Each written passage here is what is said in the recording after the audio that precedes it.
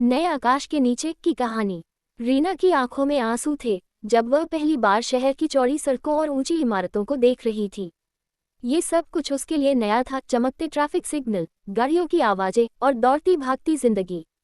अभी 2 दिन पहले ही वह अपने छोटे से गांव सरसे से विदा हुई थी, जहां हर कोई एक दूसरे को जानता था और शाम होते ही घरों के बाहर चौपाल सज जाया करती थी। रीना का विवाह रोहित से हुआ था, जो एक सॉफ्टवेयर इंजीनियर था और दिल्ली में काम करता था। शादी बड़े धूमधाम से हुई, लेकिन रीना के मन में एक अजीब सी उदासी थी।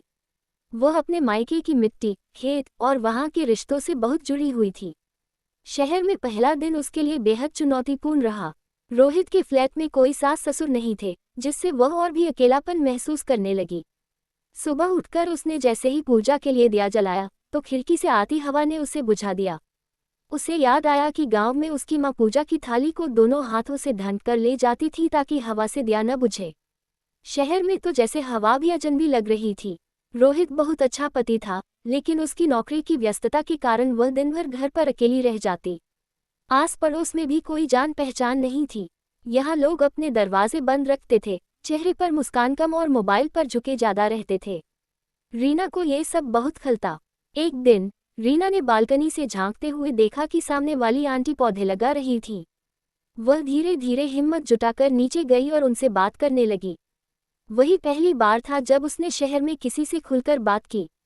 आंटी ने मुस्कुराते हुए उसका स्वागत किया और अपने घर बुलाया। रीना को लगा जैसे किसी ने उसका हाथ थामा हो। धीरे धीरे रीना ने खुद को शहर के हिसाब से ढालना शुरू किया। उसने पास के एक सिलाई सेंटर में दाखिला ले लिया। उसे सिलाई का शौक बचपन से था, लेकिन गांव में अवसर नहीं था। यहाँ उसे लगा कि वह कुछ नया कर सकती है, खुद को फिर से पहचान सकती है। कुछ ही महीनों में रीना ने कुछ महिलाओं को इकट्ठा किया और घर में ही सिलाई कढ़ाई की कक्षा शुरू कर दी।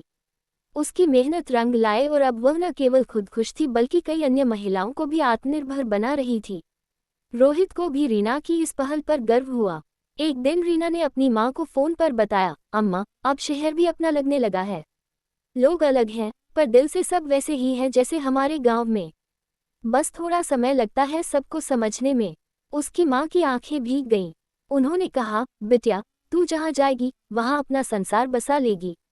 तुझमें वो हिम्मत है। रीना अब सिर्फ रोहित की पत्नी नहीं थी, वह एक प्रेरणा बन गई थी। गांव की लड़की ने शहर की भीड़ में अपने लिए एक नई पहचान बना ली थी। वो अब जान गई थी कि चाहे जमीन कहीं की भी हो, बीज अगर मजबूत हो तो वह हर मिट्टी में फलता है।